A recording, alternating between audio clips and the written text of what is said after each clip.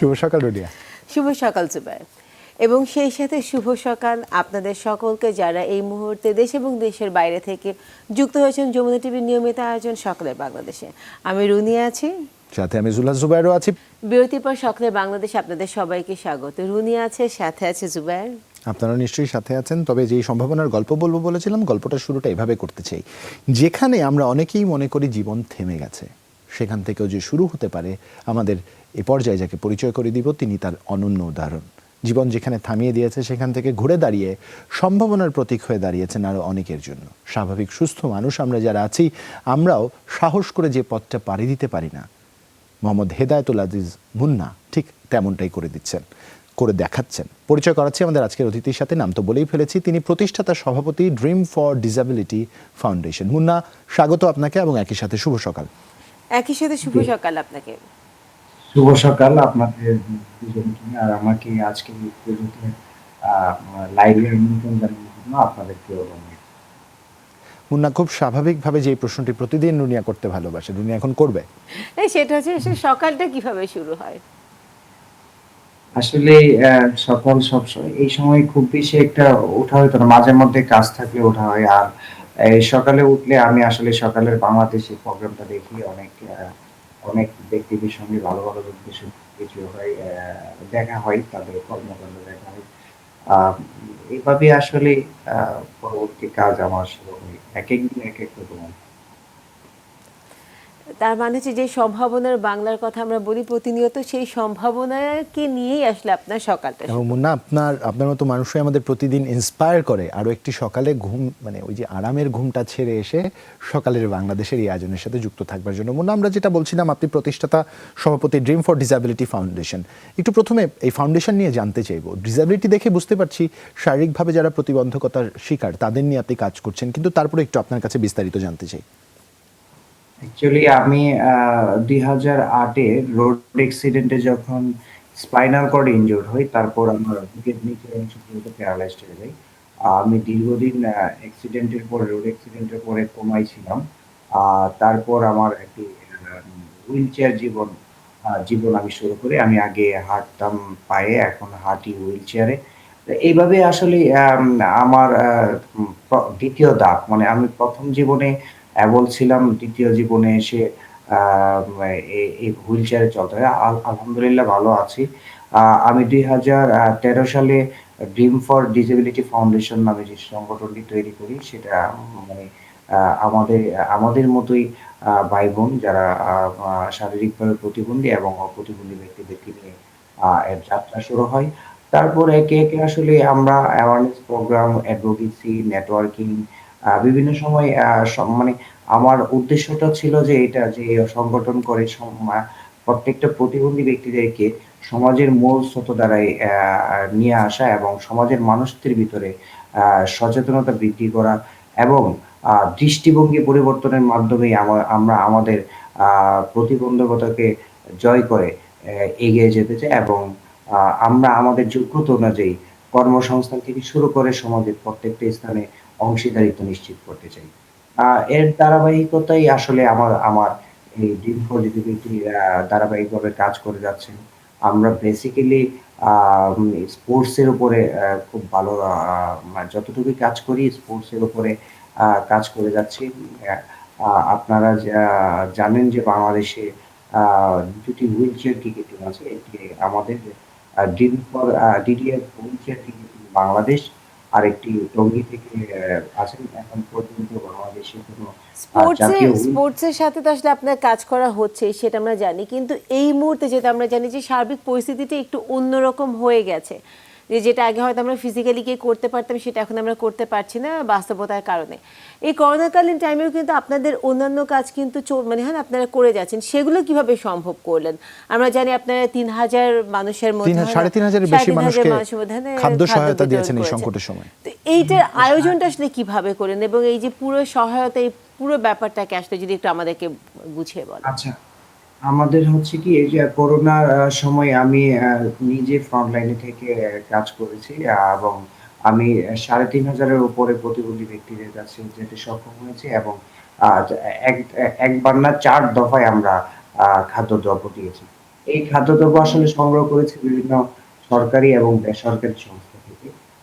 আমরা কারোর কাছ থেকে টাকা পয়সা নেই নাই। কিন্তু আমাদের অফিসে এসে আ দা আ বাংলাদেশ সরকারের ব্রাহ্মণবাড়িয়া যিনি জেলা প্রশাসন, স্থানীয় সংসদ সদস্য জনাব মোহাম্মদুল হোসেন থেকে এমপি মহোদয় থেকে শুরু করে ব্রাহ্মণবাড়িয়ার পৌর মেয়র, ব্রাহ্মণবাড়িয়ার পুলিশ থেকে শুরু করে তারা আমাদের কাছে এগিয়ে এসেছেন। আমরা জাতীয়ভাবেও বিভিন্ন সংস্থা থেকে যেমন মিশন সেভ বাংলাদেশ, বিদ্যানন্দন ফাউন্ডেশন, হ্যাঁ? ওই ধরনের সংগঠন থেকেও আমরা বিভিন্ন সময় খাদ্যদ্রব্য পেয়েছি।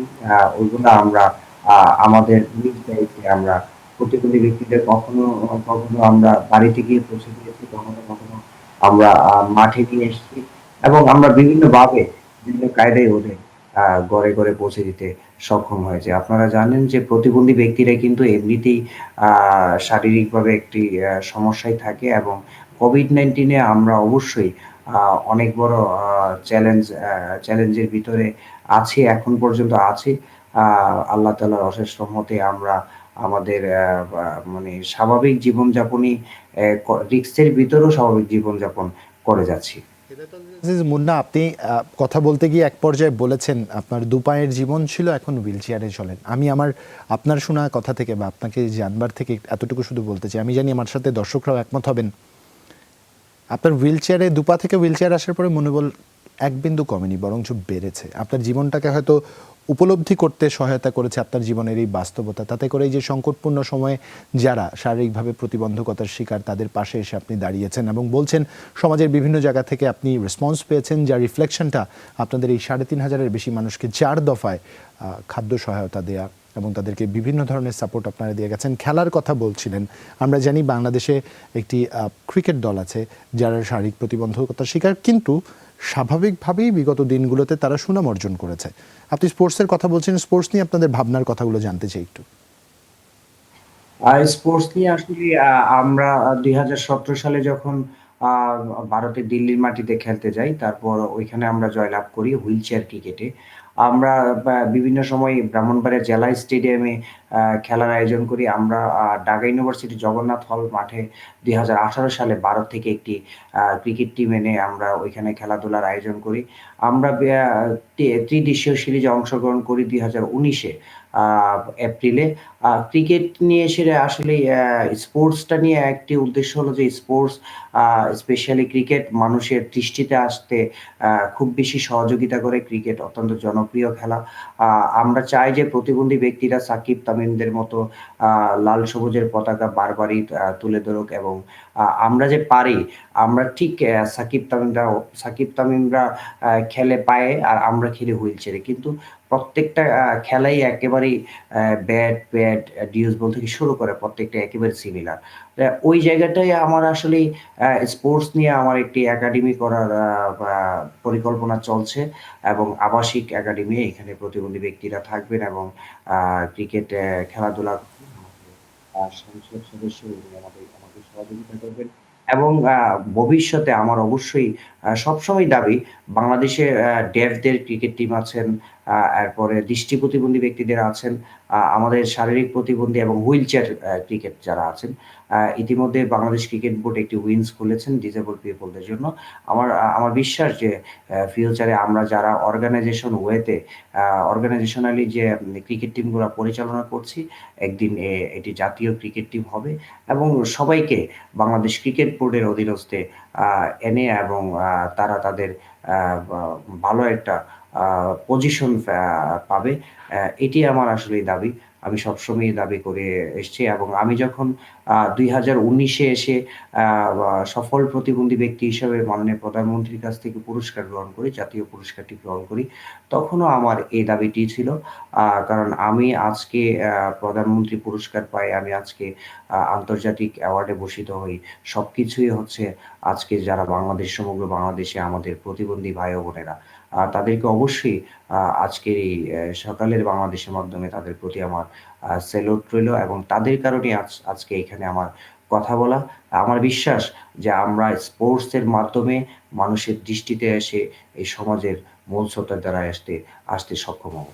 মুন্নার কথা যতই শুনছি রুনিয়া, মানে নিজেকে খুব তুচ্ছ মনে হচ্ছে এবং মনে হচ্ছে আহ, এত কিছু করবার আছে, কেন এখনো করতে পারছি না, কেন সেই সময়টা ম্যানেজ করতে পারছি না। যদি সেখান থেকে জানতে চাই যে ছোট্ট একটা প্রশ্ন, সেটা হচ্ছে যে এই আপনার সাথে যে ঘটনাটা ঘটেছে অ্যাক্সিডেন্টের কারণে এরকম যারা প্রতিবন্ধী হয়ে যায় বা যারা এই ধরনের শারীরিক সীমাবদ্ধতার শিকার হয়, এটা আসলে কারোরই কাম্য নয়। কিন্তু সেই হতাশার ভেতর থেকে এই যে আপনি যে উজ্জ্বল নক্ষত্রের মতন বেরিয়ে এসেছেন, আপনার ভেতরের সবচেয়ে ভালোটা নিয়ে যে আপনি এখন সবার সামনে আছেন, এটা আসলে কিভাবে সম্ভব করলেন? এবং একই সাথে আপনার মতো যারা আছেন, হয়তো অনেক পরিবারে এরকম অনেকে আছেন যে পরিবারগুলো তাদেরকে বোঝা মনে করছে, যে পরিবারগুলোর কাছে তারা অনেক কঠিন বাস্তবতার সামনে এসে দাঁড়িয়েছে, এদের নিয়ে কি করে অনুপ্রাণিত করবেন, কি বলতে চাইবেন তাদের? এক্স্যাক্টলি। ধন্যবাদ আপনাকে। আসলে বোঝা কিন্তু বোঝা যে শব্দটা এটা এখনো আমরা কিন্তু ক্যারি করছি। এটা এখনো চলছে পারিবারিকভাবে এবং সামাজিকভাবে, পরিবেশগতভাবে প্রতিবন্ধী ব্যক্তিদের অনেক সমস্যা পোহাতে হয়। এবং যারা বাই বর্ন ডিসেবল, তাদের তো আরো বেশি সমস্যা পড়তে হয়। আমাদের দেশে আসলে সরকার ভালোভাবে কাজ করে যাচ্ছে এবং বর্তমান সরকার মাননীয় প্রধানমন্ত্রী এবং তার সুযোগ্য কন্যা সাইমা ওয়াজেদ পুতুল ম্যাম আমাদের জন্য শুধুমাত্র বাংলাদেশ নয়, আন্তর্জাতিক অঙ্গনেও আমাদেরকে রিপ্রেজেন্ট করার জন্য বিভিন্নভাবে কাজ করে যাচ্ছে। কাজ হচ্ছে আসলেই আমাদের অনেক প্রতিবন্ধকতা আছে। আমরা আ আ এই প্রতিবন্ধকতাগুলা, আমি যখন হুইলচেয়ার ইউজার হয়ে যাই, আমি যখন সিআরপিতে পুনর্বাসন হই, আ তখন আসলে আমার ভিতরে একটি জিনিস কাজ করত যে আমি বুঝি আর জীবনে কিছু করতে পারব না। ঘরে থাকতে হবে, হ্যাঁ? বেডে থাকতে হবে। ওই জায়গা থেকে বের আনার জন্য আসলেই সিআরপির প্রতি কৃতজ্ঞতা, এবং সিআরপিতে যখন আমরা দেখি বাস্কেটবলে হুইলচেয়ারে বসে বাস্কেটবল খেলে, তারপর আপনার হুইলচেয়ারে বসে তারা জব করে, হুইলচেয়ারে বসে সংসার করে, হ্যাঁ? তেমনি আমিও কিন্তু আমি অ্যাক্সিডেন্টের পরে যখন সিআরপিতে পুনর্বাসিত হই, তখন আমার সঙ্গে আমার যে যিনি ওয়াইফ, তিনি ছিলেন ফিজিওথেরাপিস্ট। ওই জায়গায় তার সাথে আমার ভালো একটা সম্পর্ক হয়। তারপর আমরা পারিবারিক ওয়েতে আমরা বিয়ে করি এবং আমরা আলহামদুলিল্লাহ ১০ বছর যাবৎ ভালো আছি। আ তার সহযোগিতা এবং আমার পরিবার, মা-বাবা, ভাই-বোন, আ তাদের সহযোগিতায় আমার পরিবার কখনোই আমাকে বোঝা মনে করে নাই। আমার পরিবার আমাকে পিছন থেকে আমার ভাই-বোনরা, মা-বাবা, ওরা সবসময় সহযোগিতা করেছেন এবং আমার যিনি সহধর্মিণী, উনি রাত-দিন অনেক পরিশ্রম করে হলেও স্টিল নাও এখন পর্যন্ত আমার যেহেতু শারীরিকভাবে প্রতিদিন ৮ থেকে ১০ বার খিঁচুনি হয়, আমার বাউল ইউরিনের প্রবলেম আছে। যেহেতু আমি স্পাইনাল কর্ড ইনজুরড, আমার বুকের এইখান থেকে নিচের অংশ পুরোটাই প্যারালাইজড। আমার অনেক মুভমেন্টে অনেক প্রবলেম হয়। আমার অনেক অ্যাসিস্ট্যান্ট লাগে। যে ওই জায়গাগুলাতে যখন আমরা আ পরিবার এবং সমাজ এবং মানুষের সহযোগিতা পাই, স্পেশালি ব্রাহ্মণবাড়িয়ার যারা যিনি জনপ্রতিনিধি, আ বা ওবায়দুল মুক্তাদির চৌধুরী এমপি মহোদয়, আমাদের প্রশাসন, পুলিশ প্রশাসন, পৌর মেয়র, যে পৌর মেয়র মিসেস নায়ার কবির, যিনি আমাদেরকে একেবারে উনার বাড়িতে অফিস করে দিয়েছেন। এই ধরনের সহযোগিতায় যখন, হ্যাঁ? জনাব মামুন সরকার প্রতিবন্ধী ব্যক্তিদের ব্রাহ্মণবাড়িয়াতে ব্যাপকভাবে কাজ করে থাকেন।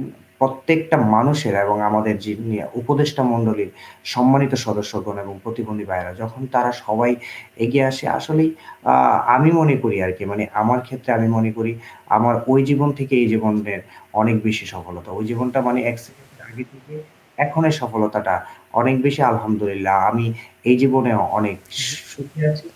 হেদায়েতুল আজিজ মুন্না, আসলে আমার বলবার ভাষা নেই। প্রতিদিন অতিথিকে যখন বিদায় জানাই, শুভকামনা জানিয়ে শেষ করি। তবে আপনার কাছে আজকে অনুরোধ, আপনি আমাদের শুভকামনা জানাবেন যাতে আমরা ঠিক এইভাবে পজিটিভলি চিন্তা করতে পারি। কারণ অগুন্তি দর্শক আমাদের শুনছেন, যারা হয়তো জীবনে এমন একটা পর্যায়ে দাঁড়িয়ে আছেন, কোনো কুল কিনারা খুঁজে পাচ্ছে না। কারণ কোভিড-19 মতো মহামারী যখন অর্থনৈতিকভাবে আমাদের ধাক্কা দিয়েছে, সামাজিকভাবে আমাদের একটা বিপদের মধ্যে ফেলে দিয়েছে, তখন অনেকেই কিন্তু জীবন নিয়ে হাঁপিয়ে উঠেছেন।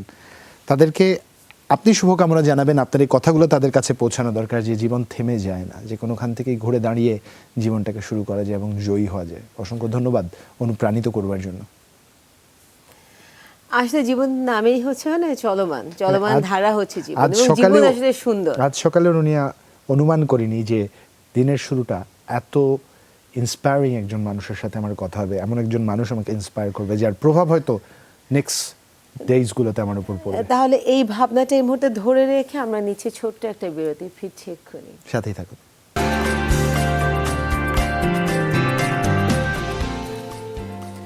বিরতির পরে সকলে বাংলাদেশ আপনাদের সবাইকে স্বাগত। রুনি আছে, সাথে আছে জুবাইর, এবং আছে গরম গরম পত্রিকার পাতাগুলো তাদের খবর নিয়ে। ঠান্ডা হয়ে গেছে, ঠান্ডা হয়ে শীতকাল গেছে তো? না? না, হ্যাঁ, মনে করছি না। আসলেই।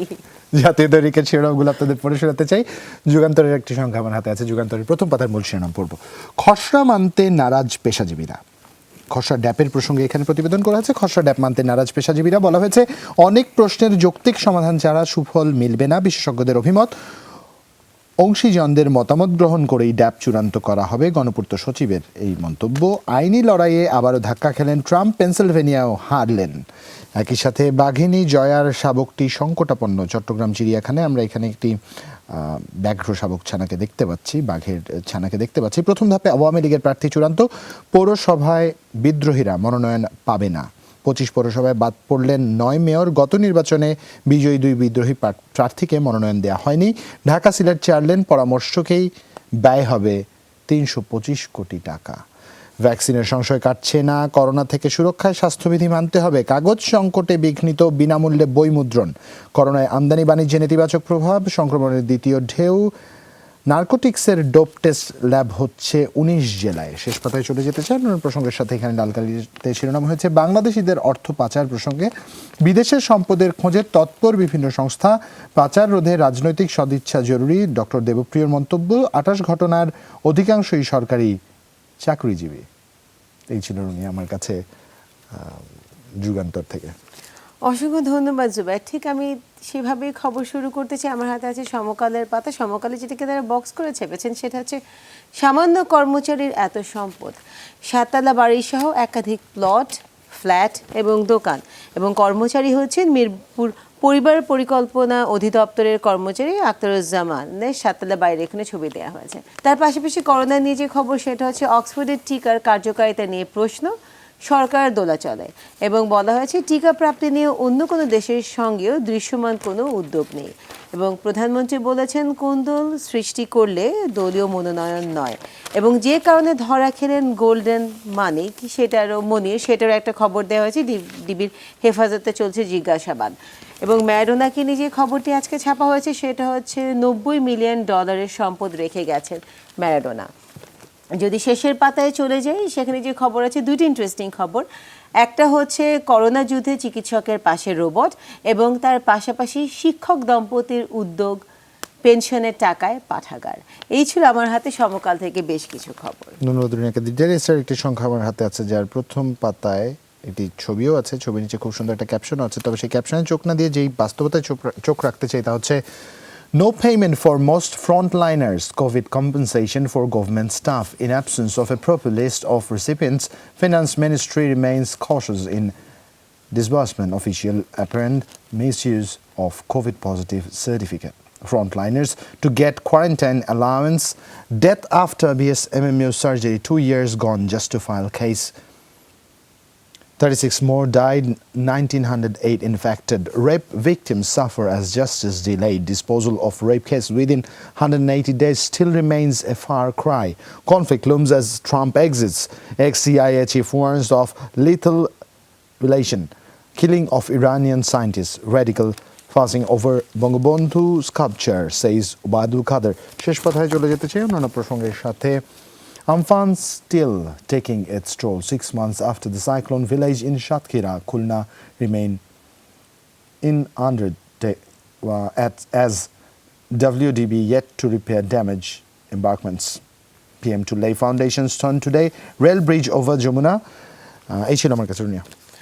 অসংখ্য ধন্যবাদ জুবাইর তোমাকে। আমার হাতে আছে দৈনিক জনকণ্ঠ থেকে যে খবরগুলো পড়ে শোনাতে চাই। তারা প্রথমে যেটাকে বড় করে খবর করেছে, লাল কালিতে শিরোনাম, সেটা হচ্ছে অপরাধীর রক্ষা নেই, তৈরি হচ্ছে জাতীয় ডিএনএ ডাটাবেজ, এবং অপরাধী ছাড়াও পলাতক অথবা নিখোঁজ ব্যক্তিকেও শনাক্ত, কৃতিত্ব, মাতৃত্ব নির্ধারণ করা সম্ভব হবে। তো ডিএনএ ডাটাবেজ আসলে খুবই দরকার ছিল এই মুহূর্তে।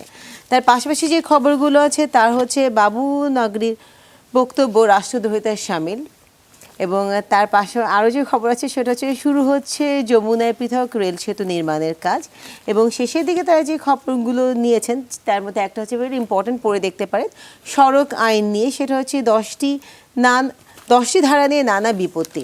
এবং যদি শেষের পাতায় চলে যাই সেখানে যে খবর আছে তার মধ্যে আবার একইভাবে ম্যারাডোনাকে নিয়ে বক্স খবর, সেটা হচ্ছে যে ম্যারাডোনা শুধুই বাংলাদেশ ও বাঙালির, স্মৃতির জানালা খুলে দেখা। এই ছিল আমার হাতে জনকণ্ঠ থেকে কিছু খবর। ধন্যবাদ রুনিয়াকে। প্রত্যেকটি জাতীয় দৈনিক কম বেশি প্রায় একই রকম শিরোনাম করেছে, তবে ব্যতিক্রম হচ্ছে ডেইলি স্টারের প্রথম পাতায় যে শিরোনামগুলো পড়ছিলাম, যে কোভিডকালীন সময় যে কম্পেনসেশন প্যাকেজের কথা ছিল, যারা কর্মরত ছিলেন তাদের বিষয়টি সামনে এসছে, এবং একই সাথে কিন্তু ড্যাপ সংক্রান্ত অনেক দিন ধরে রুনিয়া ডিটেল এরিয়া প্ল্যান নিয়ে পক্ষে বিপক্ষে পেশাজীবীরা বিভিন্ন ধরনের মন্তব্য করছেন।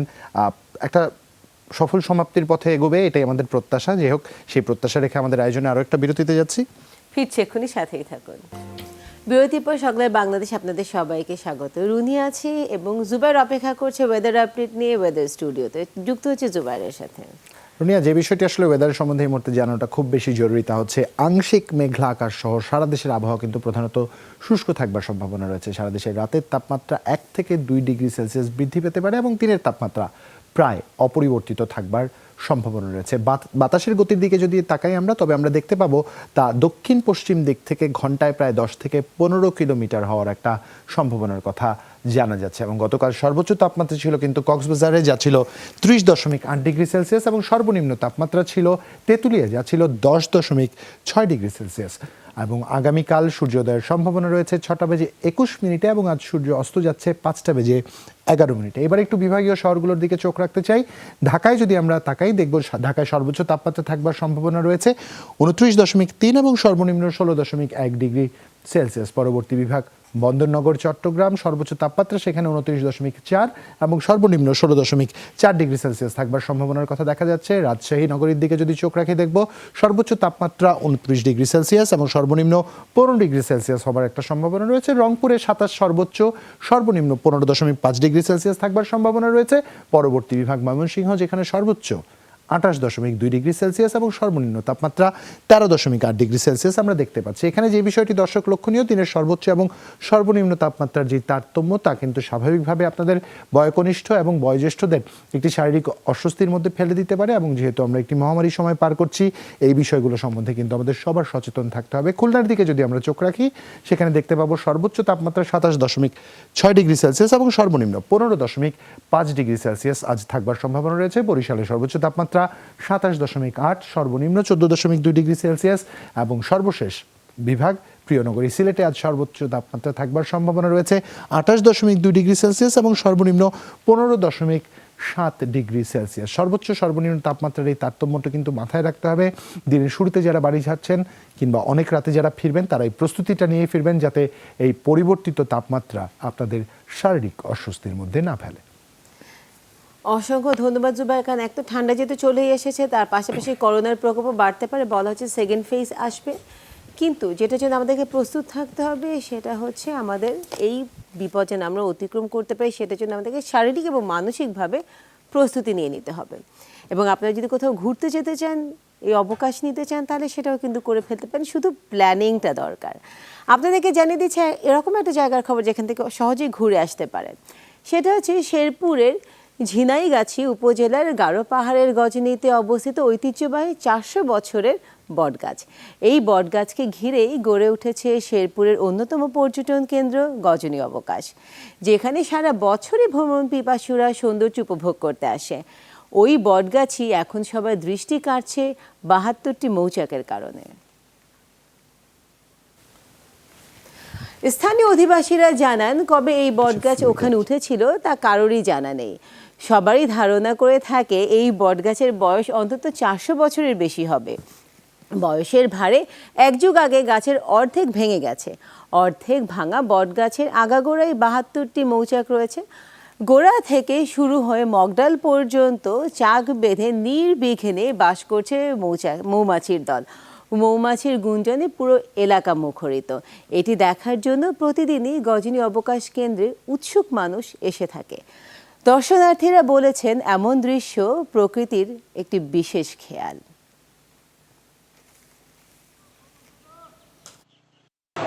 অন্যান্য বছরের এই বছর এখানে প্রচুর মৌচাক এসেছে এবং এটা আসলে প্রকৃতির একটা সুন্দর নিদর্শন। আমরা এটাকে যাতে কেউ নষ্ট করতে না পারে, যাতে তাদেরকে কেউ বিরক্ত না করে এবং যাতে এরকম সবসময় মৌমাছিরা যাতে আসে, আমরা এটা সবাইকে নিয়ে এটা রক্ষা করার চেষ্টা করব। প্রকৃতি তার নিজের খেয়ালে নিজের আঙিনা সাজায়। ৭২টি মৌচাক একটি গাছকে ঘিরে। দুনিয়া এটা একটা অসম্ভব বিষয় এবং তার পাশাপাশি এই জিনিসটা মনে রাখা উচিত, প্রকৃতি যখন নিজের খেয়ালে কোনো গান বাজছে সেই সুরে ব্যাঘাত করার মতন একদম আমরা দুঃসাহস করা উচিত না। একদমই কিন্তু এবং সেটা উনি না। যে বিষয়টি মাথায় রাখবার আছে, খেয়াল করে দেখবার আছে, ৭২টি একই গাছে মৌচাক, তো আমি জানি না গিনেস ওয়ার্ল্ড রেকর্ডে এরকম কোনো সংযোজন আছে কিনা, সেখানেও কিন্তু একটু সুযোগ তৈরি হয়ে যায়। এটা খুঁজে এবং দেখা একই সাথে কিন্তু আমরা বৈদেশিক পর্যটকদের দৃষ্টি আকর্ষণ করতে পারবো এই অবকাশ কেন্দ্র দিয়ে। অনেকগুলো সম্ভাবনা আছে, অনেকগুলো সম্ভাবনা প্রতিদিন আমাদের কাছে ধরা দেয়। সিদ্ধান্ত তো আপনার, কোন সম্ভাবনাকে সত্যি করে নিয়ে জীবনে তার প্রতিফলন ঘটাবেন, সুন্দর করে জীবনটাকে গুছিয়ে নেবেন। আজকে এখানেই বিদায় নিব। দিনটি যারা আমাদের সাথে শুরু করলেন, অসাধারণ একটি দিন কাটাবেন এটাই প্রত্যাশা। তবে ওই কথাটা আরও একবার মনে করাতে চাই, মাস্ক পরার কথা ভোলা যাবেই না এবং হাত জীবাণুমুক্ত রাখতে হবে এবং নিরাপদ দূরত্ব, সামাজিক দূরত্ব বজায় রাখুন। শুভ সকাল। শুভ সকাল।